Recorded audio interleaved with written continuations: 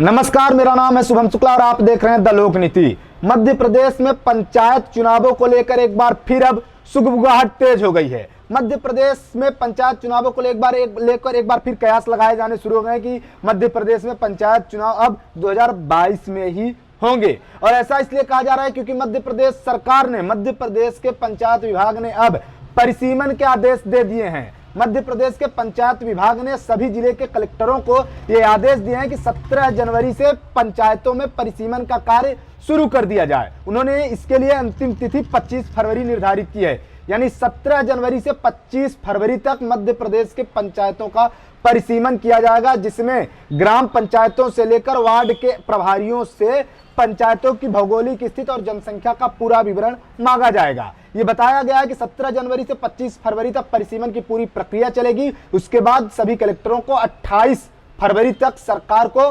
परिसीमन की जो पूरी प्रक्रिया हुई है, जो पूरा परिसीमन का प्रक्रिया प्रारूप रहेगा, वो सौंपना होगा। तो बड़ी खबर यही है कि 17 जनवरी से 25 फरवरी तक परिसीमन किया जाएगा और यह तय किया गया है कि जिन गांवों की संख्या 1000 है उन गांवों में 10 वार्ड रखे जाएंगे और फिर उसके हिसाब से जिन गांवों में 1000 से ज्यादा संख्या है तो उसके हिसाब से 20 वार्ड तक रखे जाएंगे। यानी जहां 1000 तक संख्या है गांवों की जनसंख्या, वहां 10 वार्ड रखे जाएंगे और इसके लिए पूरा ग्राम पंचायतों से, वार्ड प्रभारियों से पूरा जनसंख्या का विवरण 2011 के आधार पर और जनसंख्या साथ साथ भौगोलिक क्षेत्र का विवरण भी मांगा गया है।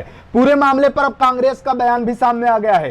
कांग्रेस के पूर्व मंत्री और विधायक पीसी शर्मा ने बयान देते हुए ये कहा है कि यह सब कमलनाथ के उस बयान के बाद हो रहा है जिसमें कमलनाथ ने यह कहा था कि अगर सरकार 2 महीने में पंचायत चुनाव नहीं कराती है तो वो गांव-गांव में आंदोलन करेंगे। हालांकि पंचायत की परिसीमन प्रक्रिया को लेकर एक बार फिर उन्होंने सरकार पर हमला किया है, सरकार पर तंज कसा और स्पष्ट कहा है कि सरकार शायद फिर पंचायत चुनाव कराने के मूड में नहीं है, तभी तो वो परिसीमन का आदेश दे रहे हैं। उन्होंने आगे कहा, पीसी शर्मा ने आगे कहा कि 2019 में जब कमलनाथ की सरकार ने परिसीमन भी करा लिए हैं और आरक्षण भी करा लिए हैं तो फिर उसके बाद दोबारा परिसीमन की क्या आवश्यकता है। इसी को लेकर सरकार को घेरते हुए उन्होंने कहा कि मुझे लगता है कि सरकार वास्तव में पंचायत चुनाव कराने के मूड में है ही नहीं तो अगर वो होती तो फिर पंचायत चुनाव का जो परिसीमन 2019 वाला है और जो आरक्षण प्रणाली उसी आधार पर करा देती। साथ ही साथ उन्होंने ये भी कहा कि मध्य प्रदेश में ओबीसी को 27% आरक्षण पंचायत चुनावों में देने की बात किसी ने की थी तो दिग्विजय सिंह और मध्य प्रदेश के पूर्व मुख्यमंत्री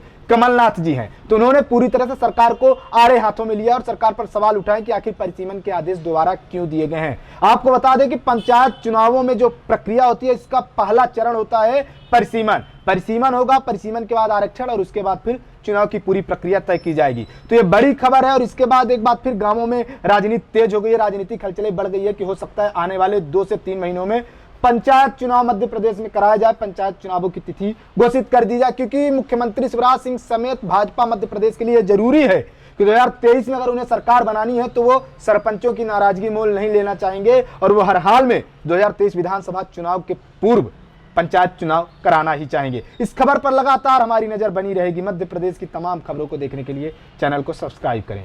धन्यवाद।